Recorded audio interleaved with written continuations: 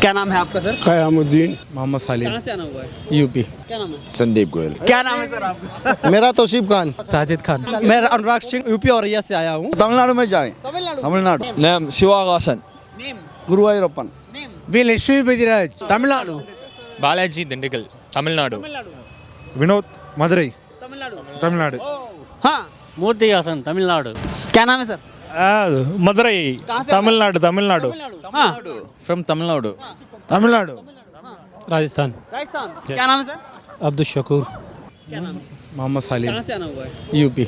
UP कहाँ से? मुरादाबाद। मुरादाबाद से। तो आज स्वागत के लिए आए राहुल गांधी का, जी, तो ठीक रहा? बढ़िया रहा। लग रहा है कि सरकार सत्ता बदल जानी चाहिए। कोशिश करना काम है, बाकी फैसला करने वाला तो अल्लाह है। क्या नाम है सर? मेरा कहाँ से आना नाम हुआ है? पारस है, यहीं से पारस। कहाँ सर? क्या नाम है आपका सर? कयामुद्दीन, कहाँ से आना हुआ है? ये राहुल गांधी की नहीं, स्पेशल, कहाँ से रहने वाले हैं आप? दिल्ली के ही रहने वाले दिल्ली के हैं। रहने वाले। तो आज स्वागत किया है आपने राहुल गांधी? बहुत जबरदस्त स्वागत किया है, बहुत अच्छा है। लेकिन दिल्ली एमसीडी में आपने कांग्रेस का स्वागत नहीं किया। दिल्ली की दिल्ली जनता ने। दिल्ली में ऐसा है, हाँ। दिल्ली में वो आप पार्टी ने ऐसा जादू कर रखा है लुभाव का कि ये हम वाली- फ्री कर फ्री देंगे, वाली योजना। हम फ्री ये दे देंगे। हाँ। वो तो खुद बिके हुए हैं समझो सारी, तो इस वजह से कांग्रेस पीछे क्या है। बात है, राहुल गांधी कह रहे हैं कि नफरत के बाजार में मोहब्बत की दुकान खोलने निकला हूँ। बिल्कुल वो सही कह रहे हैं, वो सही कह रहे हैं। अगर जो उनके कहने में चलेंगे हिंदुस्तान बच जाएगा, बच जाएगा। हाँ। नहीं तो क्या होगा? बिक जाएगा। क्या नाम है सर आपका? मेरा तौसीफ खान, कहाँ से आना हुआ है? मैं उत्तम नगर से आया हूँ।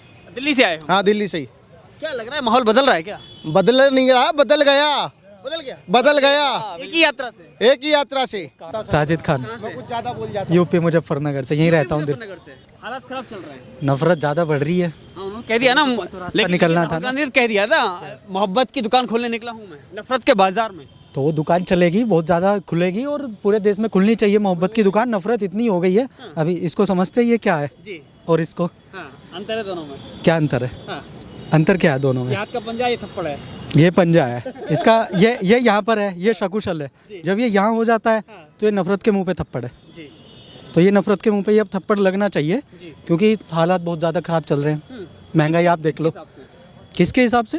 ये जनता से पूछो, ये देश से पूछो, कितने हालात खराब चल रहे हैं। पेट्रोल कहाँ से कहाँ पहुँच गया, सिलेंडर बचा क्या है, बचा क्या है? अगर आरजेडी नेता अपने बच्चों से ये कहें कि वे बाहर विदेश में जहां नागरिकता मिल जाए वहां जहां नागरिकता मिले वहां नागरिकता ले लो, भारत में माहौल ठीक नहीं है, ऐसा लगता है आपको? नहीं, नागरिकता कोई छीन लेगा?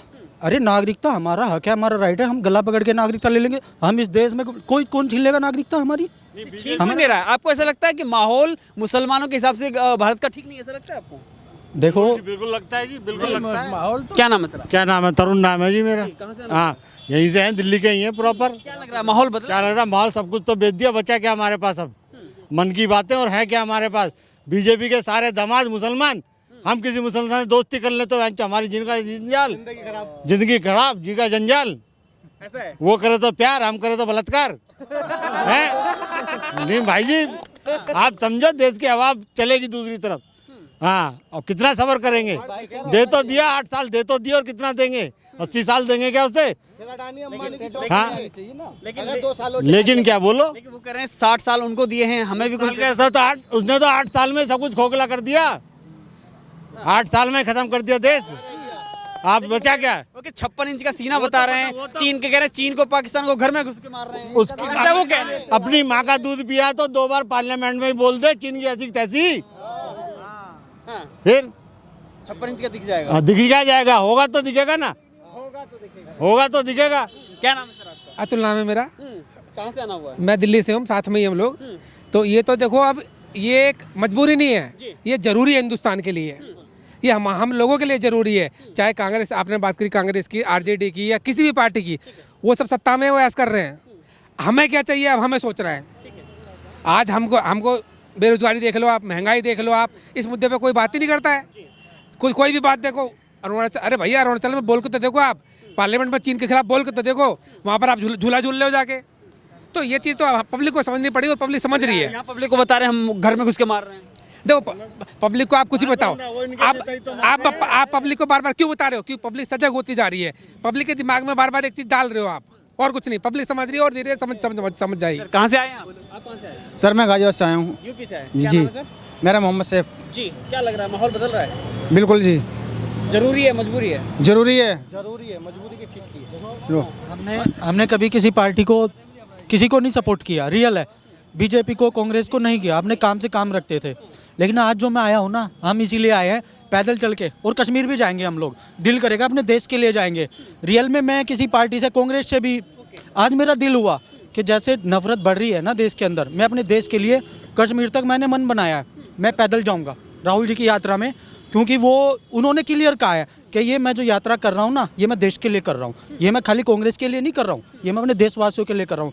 ये बात बहुत अच्छी लगी। इस बात को देखते हुए हमें दोपहर का खाना मिलेगा, मिल जाएगा, शाम का मिलेगा, मिल जाएगा, लेकिन हम लोग अब अपने देश के लिए चलेंगे, देश को बचाएंगे। मेरे भाई, परेशान किया जा रहा है देशवासियों को, बांटा जा रहा है, हम इस चीज़ को नहीं देख सकते। रियल में हम सब लोग हिंदुस्तानी हैं, हिंदू मुस्लिम। अभी क्या क्या राहुल जी ने बोला, ये देखो, ये हिंदुस्तान की खूबसूरती, यहाँ मंदिर है, यही मस्जिद है, यहाँ सारे लोग मिलकर खड़े हैं। ये वही देश चाहिए। दिवाली को एक दूसरे को गले लगा लेता है, ईद को एक दूसरे को गले लगा लेता है। इसके लिए बहुत मेहनत करनी पड़ेगी, और हम तो करेंगे अपने दिल से, हम करेंगे। अगर हमें दोपहर का खाना मिल जाए, सुबह का ना मिले, ब्रेकफास्ट ना मिले, डिनर ना मिले, लेकिन अभी हम भी चलेंगे अपने देश के लिए। हाँ, पक्का चलेंगे, तय कर लिया। कश्मीर में बर्फ। मैं अनुराग सिंह, मैं यूपी औरैया से आया हूँ।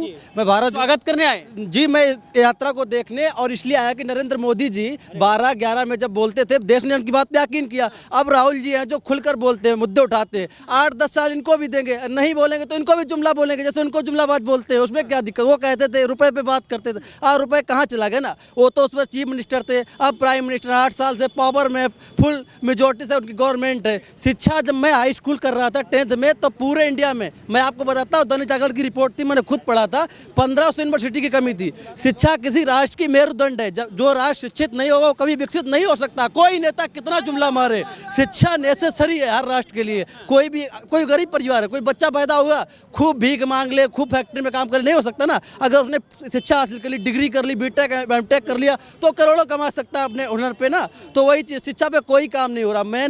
मैं किसी पार्टी का ना शिक्षा पे केजरीवाल कर रहे हैं ना, तो पीएम बना। अरे सुनिए, शिक्षा पे मैं केजरीवाल जी का भी बता रहा हूँ। केजरीवाल क्या, जैसे एक मेरे कहावत की जाती है, मेरे अंधों में काना राजा। आस पास में हरियाणा में दरअसल रहता हूँ और मैं यहाँ पे अकाउंट्स में काम करता हूँ, ठीक है। तो मैं देखता हूँ वहाँ गवर्नमेंट स्कूल में कुछ नहीं होता, तो उसके मुकाबले कुछ अच्छा कर रहे हैं, लेकिन उतना अच्छा नहीं हो पा रहा जितना होना चाहिए। सारे स्टेट करेंगे तो एक कॉम्पिटिशन होगी। जैसे अभी रैलियों को लेकर प्रधानमंत्री जी 50-50 रैली ठोकते हैं, अगला कोई आएगा तो वो भी 25 करेगा, क्यों करते रहे ना, ये चीज़ है। तो मैं कहता हूँ किसी भी मुल्क के लिए जात धर्म पर मत जाओ। शिक्षा बेसिक है, शिक्षा से हम गरीबों का विकास हो सकता है, और शिक्षा अगर हमारी नहीं होगी तो हमारा विकास नहीं हो सकता है। इसके बाद रोजगार, उस पर ध्यान दीजिए, ठीक है। हर मजहब के आदमी को, जैसे मेरा यूपी है, वहाँ 20% पॉपुलेशन है मुस्लिमों की, लेकिन वहाँ उनका जो सत्ता रूल पार्टी है, 2 टर्म से कोई प्रतिनिधित्व नहीं, उनका कोई प्रतिनिधि टिकट ही नहीं देते, तो गलत है ना। सबका साथ सबका विश्वास कैसे हुआ भाई? 20% आबादी। अब मैं कहता आप 20% मत टिकट दो, 5% दो, उनका कोई नुमाइंदा तो होना चाहिए। और किसी का तो जमीर जिंदा होगा जो अपने सत्ता पक्ष से पूछेगा कि जी भाई ऐसा क्यों हो रहा, आप किसी को टिकट ही नहीं दोगे, अब तो कोई सांसद भी नहीं रहा, कैसे सबका साथ हो गया? यही जो कहते हैं बीजेपी के लोग कि देश कहाँ टूट रहा, कहाँ नफरत फैली, यही है ना। अगर आपको उनके साथ भाईचारा है, आपके हृदय में जगह है, तो कम से कम उनको टिकट दीजिए, स्वीकारिए, उनकी बात को समझिए क्या है क्या नहीं। ये देखो मुल्क क्या है, ये हमारा देश डेमोक्रेसी, लोकतांत्रिक आधार पर आज़ाद हुआ। एक मजहब पर पाकिस्तान बना, 2 टुकड़े हो गए ना, और तीसरा भी हो जाएगा अगर हिंदुस्तान मजबूत हुआ।